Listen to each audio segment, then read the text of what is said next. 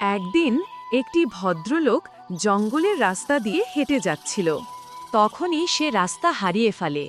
সে কি করবে বুঝতে পারছিল না। সে খুবই চিন্তিত হয়ে পড়ছিল। তখনই তার সামনে একটি জঙ্গলি মানুষ হাজির হলো আর বলতে লাগলো। তুমি কে? এই জঙ্গলে তোমাকে প্রথম দেখলাম।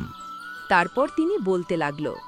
আমি হলাম একজন সরকারি আইনজীবী, ভুল করে রাস্তা হারিয়ে ফেলেছি। তারপর সেই জঙ্গলি মানুষ বলতে লাগলো। এখান থেকে চলে যাও, এই জঙ্গল খুবই ভয়ঙ্কর।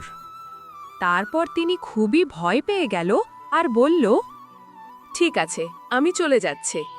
তখন এসে হাঁটতে হাঁটতে জঙ্গলের বাহিরে চলে গেল এবং একটি বসার জায়গা পেয়ে সে জায়গায় বসল আর বলল, আমি খুবই হাঁপিয়ে গেছি।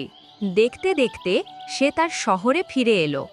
তখনই তার সাথে একটি জোকারের দেখা হলো। তারপর সে জোকার তার বাসায় নিয়ে গেল আর বলল, তুমি কি আজ রাতে আমার বাসায় ঘুমাবে? তারপর তিনি বলল, হ্যাঁ, আমি এই রাত ঘুমাবো, কালকে সকালে উঠে চলে যেতে হবে। এখন আমার অনেক ঘুম পেয়েছে, কালকে দেখা হব, বাই। তুমি আমার অনেক বড় উপকার করলে, তোমাকে খুবই ধন্যবাদ। তারপর তিনি বাসের জন্য অপেক্ষা করতে লাগলেন। দেখতে দেখতে সেই ভদ্রলোক বাসায় চলে এলেন। বাসায় এসে খাওয়া দাওয়া করে কম্পিউটারের কাজ করতে লাগলেন। কম্পিউটারের কাজ শেষে যখন তিনি ফ্রেশ হতে গেলেন, তখনই তিনি চমকে উঠলেন এবং খুবই ভয় পেলেন। কারণ তখন তিনি তার ওয়াশরুমে সেই জঙ্গলি মানুষটাকে দেখতে পেলেন। তারপর সেই ভদ্রলোক জঙ্গলি মানুষটাকে জিজ্ঞেস করল, তুমি এখানে কিভাবে এলে?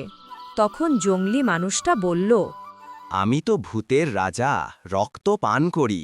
তোকে দেখে আমার রক্ত পান করার ইচ্ছা জাগলো, তাই তোর সাথে এসেছি। হা হা হা হা হা, এখন তোকে আমি খাবো। না।